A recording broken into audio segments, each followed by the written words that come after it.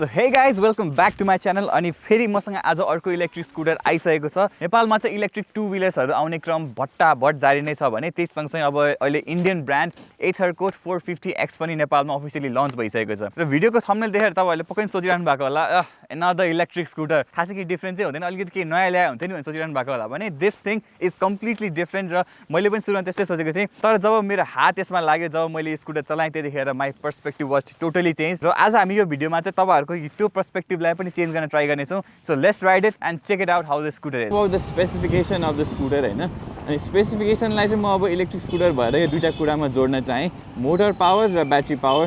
So motor जसले चाहिँ power दिन्छ यो स्कुटरलाई गुडाउनलाई, अनि ब्याट्री भनेको चाहिँ जसले चाहिँ एनर्जी प्रोभाइड गर्छ त्यो मोटर गुडाउनलाई। सो ब्याट्रीको कुरा गर्नु छ भने चाहिँ एथरको 450X मा दुईवटा मोडलको आएको छ। First one is low range अनि second one is high range. यो मैले चलाएको चाहिँ हाई रेन्ज हो होइन।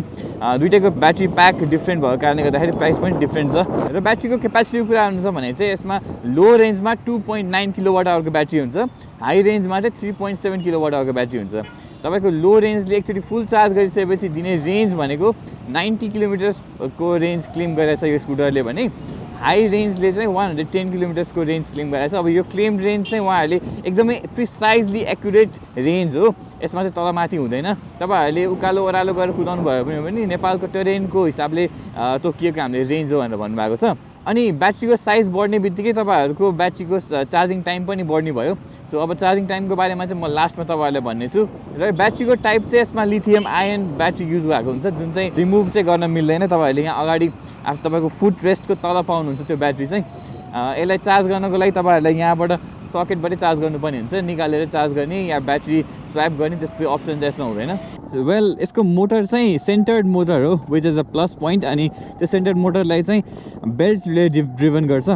सो त्यो बेल्ट पनि अब अलिकति डिफ्रेन्ट पोजिसनमा राखेको छ, सिधै मोटरमा कनेक्ट नभएर त्यो चाहिँ पुलीले घुमाउने हुन्छ, दुईवटा पुली कनेक्ट गरेर। अनि त्यसले गर्दाखेरि चाहिँ तपाईँहरूको मोटर अलिकति बिचतिर छ। अनि यसको मोटरको पावर चाहिँ अलिकति धेरै नै छ। सो 6.4 किलोवाटको म्याक्स पावर यसले प्रड्युस गर्छ, विच इज भेरी भेरी खतरा। तपाईँहरूले जस्तो सुकै उकालोमा पनि दुईजना मान्छे राखेर मजाले चाहन सक्नुहुन्छ होइन। त्यसपछि यसको ऱ्याप मोडमा राखिसकेपछि हुन त्यसमा 5वटा मोड हुन्छ, तर ऱ्याप मोड भनेको चाहिँ सबभन्दा फास्टेस्ट मोड हो होइन। अनि यो मोडमा चाहिँ तपाईँहरूले म्याक्सिमम टोर्क फिल गर्नुहुन्छ, जुन चाहिँ 24 न्युटन मिटरको टोर्क यसले प्रोभाइड गर्छ। र 0 to 40 चाहिँ जम्मा 3.3 सेकेन्ड्समा यसले चाहिँ तय गर्न सक्छ, विच प्रुभ्स कि कति फास्ट यो स्कुटर जान सक्छ भनेर होइन। अब तपाईँहरूले यो नम्बर्सलाई हेरेर एकदम कन्फ्युज भइराख्नु भएको होला होइन। मैले नम्बर्समा भन्नु अनि तपाईँले लाइभ आएर टेस्ट गर्नुमा धेरै फरक हुन्छ। सो एकचोटि आएर यसलाई टेस्ट राइड गर्नु होला होइन, you will feel the difference. अनि ऱ्याप मोडमा चाहिँ ट्राई गर्न नबिर्सिनु होला। सो 5वटा मोड मैले भनेको थिएँ, एउटा चाहिँ ऱ्याप मोड भयो, यसलाई चाहिँ कन्ट्रोल गर्ने चाहिँ यो स्विचले गर्छ। सो यसलाई यतापट्टि धकाल्यो भने चाहिँ तपाईँको मोड घट्दै जान्छ भने राइट साइडतिर फर्कायो भने चाहिँ मोड बढ्दै जान्छ। सो हामीसँग ऱ्याप मोड, स्पोर्ट्स मोड, राइड मोड, इको मोड र स्मार्ट इको मोड भन्ने हुन्छ। सो टोटल 5वटा मोड हुन्छ। अनि तपाईँको जति कम मोडमा राख्नुभयो त्यति धेरै तपाईँहरूले रेन्ज पाउन सक्नुहुन्छ, त्यति धेरै डिस्टेन्स ट्राभल गर्न सक्नुहुन्छ एउटा ब्याट्रीमा भने। जति स्पिड कुदाउनु भयो तपाईँले त्यही अनुसारले तपाईँको रेन्ज पनि घट्दै जान्छ।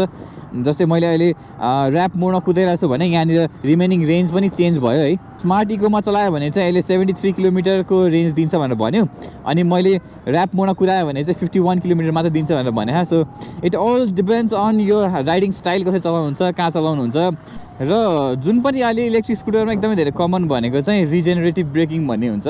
सो त्यो रिजेनेरेटिभ ब्रेकिङ भनेको चाहिँ ओह्रालोमा गएको बेलामा या ब्रेक लागिरहेको बेलामा चाहिँ अटोमेटिकली तपाईँको ब्याट्री रिचार्ज हुने सिस्टम हो होइन। अनि यसमा पनि रिजेनेरेटिभ ब्रेकिङ त चाहिँ रहेछ। कसरी एक्टिभेट त्यसलाई गर्ने भन्दाखेरि तपाईँले थ्रोटल हुन्छ नि यो एक्सिलरेटर, यसलाई बटार्नु भयो भने चाहिँ अगाडि जान्छ, र यसलाई छोड्नु भयो भने चाहिँ रिजन एक्टिभेट हुने रहेछ। अनि रिजन कसरी भइरहेछ भनेर थाहा पाउने भन्दा यहाँनिर उल्टो जान्छ क्या यो डिरेक्सन। सो यो लाइटको डिरेक्सन चाहिँ उल्टो गयो भने चाहिँ रिजन भइरहेछ है भनेर बुझ्यो हुन्छ। अनि हामीले बटार्यो भने चाहिँ यो यतापट्टि जान्छ। यसको राइडको क्वालिटी कुरा गर्नु छ भने चाहिँ एकदमै राम्रो छ है, एकदमै अजाइल फिल हुन्छ क्या तपाईँहरूलाई यस्तो ट्राफिकमा पनि। किनकि अहिले नर्मली हेर्नुहुन्छ भने सबै इलेक्ट्रिक स्कुटरमा चाहिँ ठुल्ठुलो विल बेस हुन्छ, अनि विलको डायमिटर चाहिँ सानो हुन्छ कि, त्यसले गर्दाखेरि कस्तो चलाउन गाह्रो भास्तो हुन्छ भने यो चाहिँ अलिकति बाइक टाइपको फिल हुन्छ तपाईँलाई। किनभने यसमा विल बेस पनि ठुलो छ अनि यसको विलको डायमिटर पनि ठुलो छ। विलको डायमिटरको कुरा गर्नु छ भने चाहिँ 12 इन्चको विल हुन्छ यसमा र पछाडिको विलमा झन् 100 सेक्सनको टायर तपाईँहरूले पाउनुहुन्छ। एमआरएफको टायर हुन्छ अगाडि पछाडि, विच इज एकदमै ब्यालेन्सेबल क्या। तपाईँहरूले लेफ्ट टर्नदेखि राइट टर्न जानलाई एकदम सजिलो हुन्छ तपाईँहरूलाई भने लिन पनि मजाले गर्न सक्नुहुन्छ 100 सेक्सनको टायर भएर। अगाडि चाहिँ त्यस्तो मोटर टायर छैन, त्यही पनि तपाईँहरूले अजाइल नै फिल हुन्छ। This has got one of the best braking, किनकि यसमा अगाडि पछाडि दुइटै डिस्क ब्रेक प्लस ब्रेम्बोको ब्रेक प्याचहरू राखेको छ। सो बाइब्री भनेको चाहिँ बाई ब्रेम्बो भनेर बुझिन्छ होइन। अनि यसमा बाइब्रीको ब्रेक प्याचहरू चाहिँ अगाडि पछाडि दुइटैमा राखेको छ, जसको बाइट इज असम। पछाडि यति मात्र प्रेस गर्नुभयो भने मजाले स्लाइड हुन्छ यो। भने अगाडिको तपाईँले ब्रेक प्रेस गर्नुभयो भने त यु लिटरली डु स्टपी क्या। त्यो राइड कम्फर्टको कुरा गर्नुपर्दा this is very very comfortable bike, because अगाडि टेलिस्कोपिक सस्पेन्सन छ र पछाडि चाहिँ तपाईँहरूले मोनोसक पाउनुहुन्छ। मैले सायद फर्स्ट टाइम नै कुनै स्कुटर देखिरहेको छु इलेक्ट्रिक स्कुटर जसमा चाहिँ मोनोसक छ पछाडि होइन। हुन त होला बट मैले यस्तो याद चाहिँ गरिनँ, आइएम सरी। तर यसमा चाहिँ मोनोसक छ जसले गर्दा you will feel very very comfortable in off road. तपाईँहरूको लिन एङ्गलहरूमा एकदम धेरै कम्फर्टेबल फिल हुन्छ तपाईँहरूलाई। र सिटिङ पोजिसन हेर्नुहुन्छ भने इट्स अपराइट पोजिसन, जसले गर्दा खासै ढाडसाड दुख्दैन र चाक पनि दुख्दैन, किनभने यसको सिट कुसनहरू पनि एकदम धेरै सफ्ट छ। तपाईँहरूले you will get a huge seat, जसले गर्दा दुईजना मान्छे विथ सानो बच्चा राखेर हिँड्नु पर्दाखेरि पनि खासै प्रब्लम नहोला तपाईँहरूलाई। र अगाडिको स्पेस हेर्नुहुन्छ भने यत्रो ठुलो ब्याग पनि अगाडिको स्पेसमा मजाले अँटिरहेछ। यहाँनिर सायद एउटा पानीको जार पनि मजाले हालेर हिँड्न मिल्छ होला। र खुट्टा राख्ने ठाउँ पनि राम्रै छ, अगाडिको भने डिसेन्ट नै छ। पछाडिको चाहिँ अलिकति खुट्टा राख्ने ठाउँ कम्फर्टेबल चाहिँ छैन, बट उहाँहरूले एउटा एक्स्ट्रा एक्सेसरिज दिइराख्नु भएको छ, जसलाई चाहिँ तपाईँहरूले अब जस्तै यति मात्र छ है खुट्टा राख्ने ठाउँ। सो त्यसले गर्दाखेरि खुट्टा अलिकति बाङ्गिने चान्सहरू बढी हुन्छ भने यहाँनिर पोइन्ट एउटा छ, जसले गर्दा एउटा तपाईँहरूले एक्स्ट्रा एक्सेसरिज हालेर चाहिँ यसमा खुट्टा राख्ने ठाउँ मजाले पाउन सक्नुहुन्छ। र यो मोटरमा चाहिँ अलिकति साउन्ड आउने रहेछ, बिकज हाई पावर भएर पनि होला होइन। तर चेन ड्राइभ नभएर बेल्ट ड्राइभ भएको कारणले गर्दाखेरि चाहिँ त्यस्तो हाई आवाज चाहिँ छैन। कस्तो त्यो हुन्छ नि, हामीले बच्चामा एलियनको स्पेससिपहरू हेर्थ्यौँ नि, युएफओहरू जस्तो आवाज आउँथ्यो टिभीहरूमा हेर्दाखेरि, त्यस्तै नै आवाज छ। तपाईँ रिजन चाहिँ खासै धेरै पावरफुल पाइनँ मैले, अघि पनि भनेको थिएँ। जस्तै मैले यो छोडिदिएँ होइन, रिजन भइरहेछ ठिकै लेभलमा रिजन हुने रहेछ, त्यस्तो धेरै चाहिँ हुँदैन। हेर्नुहुन्छ भने यस डह्रो छ, फिल्स रियली गुड स्कुटर चलाउँदाखेरि पनि होइन। तपाईँहरूले यो स्विचको क्वालिटीदेखि लिएर यसको बिल्ड क्वालिटी, 7 इन्चको इन्स्ट्रुमेन्ट क्लस्टरको क्वालिटी हुन्छ नि राम्रो छ क्या। तपाईँहरूको अब यो वाटरप्रुफ पनि रहेछ, सो रेन पानी पर्दाखेरि पनि खासै केही फरक पर्दैन। अनि तपाईँको चेसिसको क्वालिटी एल्युमिनियम फ्रेम भएको कारणले गर्दाखेरि हुन्छ नि एकदमै राम्रो छ क्या। स्विचेसहरू हेर्नु छ भने चाहिँ यो माथिको जुन यो हाई बिम र लो बिमको स्विच छ अनि किल स्विच छ नि होइन, त्यो चाहिँ अलिकति अक्वर्ड पोजिसनमा रहेछ, हात यहाँसम्म भेट्न। जस्तै तपाईँले यसरी समातिरहनु भएको छ भने यो हात यहाँसम्म भेट्न चाहिँ अलिक गाह्रो पर्छ, अलिकति तल भएको ठिकै हुन्छ, तर फरक पर्दैन।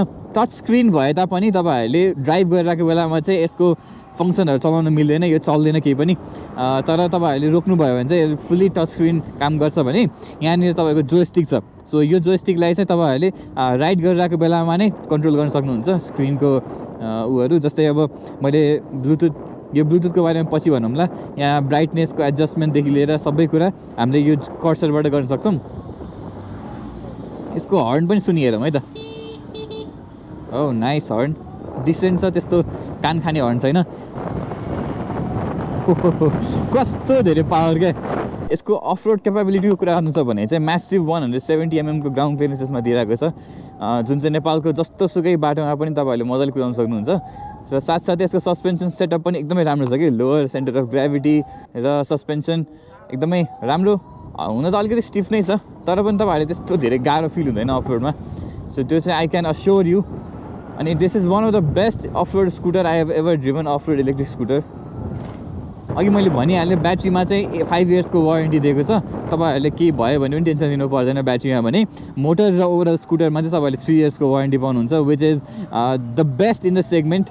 ओके, सो अब यसको हामी राति लाइटको इन्टेन्सिटी पनि हेरिहालौँ। यो अहिले मैले बालिरहेको चाहिँ लो बिम हो, यसलाई एकछिन हाई बिम बाली हेरौँ है त। एकछिन यो लाइट आइरहेछ, सो यसलाई हाई बिम बाली हेरौँ।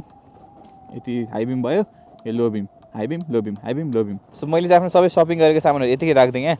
अनि गुड थिङ यसको चाहिँ 22 लिटर्सको बुट स्पेस रहेछ, मजाले सबै सामान अट्यो, मेरो चार्जर पनि भित्रै छ होइन। अनि यहाँ चाहिँ बबाल लाइट रहेछ क्या, यो चाहिँ एकदमै धेरै एसेन्सियल हुन्छ रात परेको बेलामा के छ डिक्कीमा हेर्नलाई एकदमै धेरै सजिलो हुन्छ रहेछ यो लाइटले, लङ एलइडी लाइट। सो त्यसको चार्जिङको बारेमा देखाउनलाई चाहिँ मैले तपाईँलाई एथरको सोरुममै ल्याइदिएको छु होइन। अनि अब यसको चार्जिङ स्पिडको कुरा गर्नुहुन्छ भने चाहिँ यु हेभ 2 डिफ्रेन्ट अप्सन।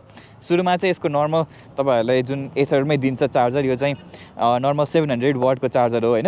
यसले तपाईँले घरमा नर्मल एसीको प्लगमा राख्न सक्नुहुन्छ मजाले, र यसको लेन्थ हेर्न सक्नुहुन्छ, वायरको लेन्थ। अनि यसलाई घरबाट फुल चार्ज गर्नलाई चाहिँ एकदमै कम, लगभग 5 आवर्समा तपाईँले यसमा फुल चार्ज गर्न सक्नुहुन्छ।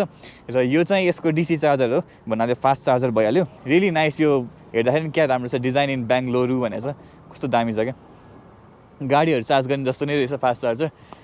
अनि यहाँनिर तपाईँले यसलाई छिराउनु भइसकेपछि it will automatically start charging, अरू तपाईँले के गर्नु पर्दैन। र यसलाई एकचोटि पोर्टमा छिराइसकेपछि चाहिँ यसलाई निकाल्न मिल्दैन।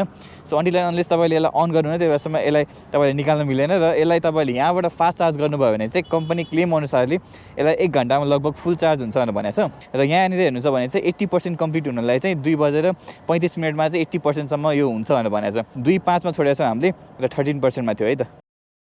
अहिले चाहिँ 2:17 भइरहेछ, हामीले 2:05 छोडेको थियौँ, लगभग 12 मिनट भइसक्यो भने अब अहिले यसको चार्ज पर्सेन्टेज हेर्नुहुन्छ भने चाहिँ 13%बाट 29% भइसकेको रहेछ, एकदमै फास्ट चार्ज भयो। आई थिङ्क अब तपाईँहरूले नर्मल कफी ब्रेकमा पनि मजाले आफ्नो डेली युसेजको टपअप गर्न सक्नुहुन्छ। अनि अहिले चाहिँ एथरले यो फास्ट चार्जिङ चाहिँ फ्री दिइरहेको रहेछ, सायद पछि गएर त्यो कस्टिङ बढ्छ होला, यो क्युआर कोड पनि त्यसको लागि हो, अहिले चाहिँ फ्री नै छ। सो लास्ट टपिक चाहिँ मेरो फेभरेट एक्स्ट्रा फिचर्स र डिसएडभान्टेजको कुरा गरौँ।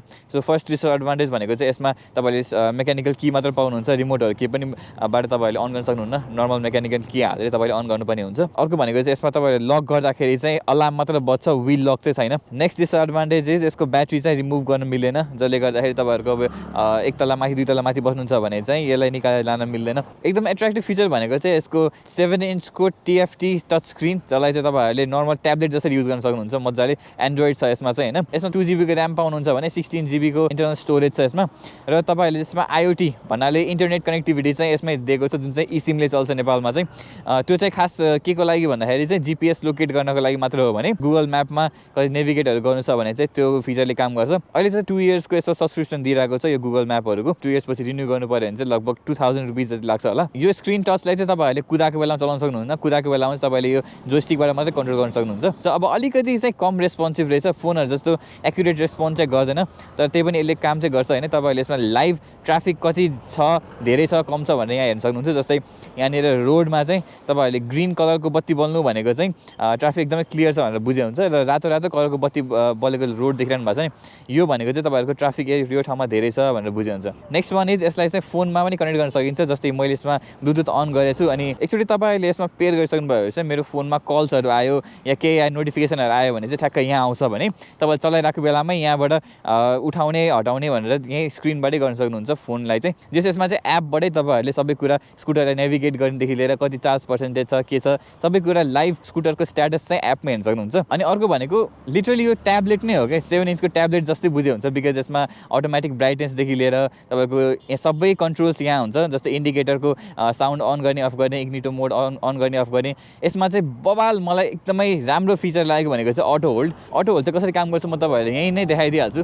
जस्तै तपाईँहरूले उकालोमा चढ्न खोजिराख्नु भएको छ, उकालोमा राख्नुभयो अनि तपाईँको स्कुटर चाहिँ ब्याक नसरोस् भनेर चाहिँ अटो होल्ड, ब्रेक लाउने बित्तिकै अटो होल्ड आफै एक्टिभेट हुन्छ कि, जसले गर्दा तपाईँहरूले ब्रेक छोड्नुभयो भने पनि यो स्कुटर तल चाहिँ आउँदैन, जति तान्यो भने पनि तल चाहिँ आउँदैन, यो अटो होल्डमा जान्छ।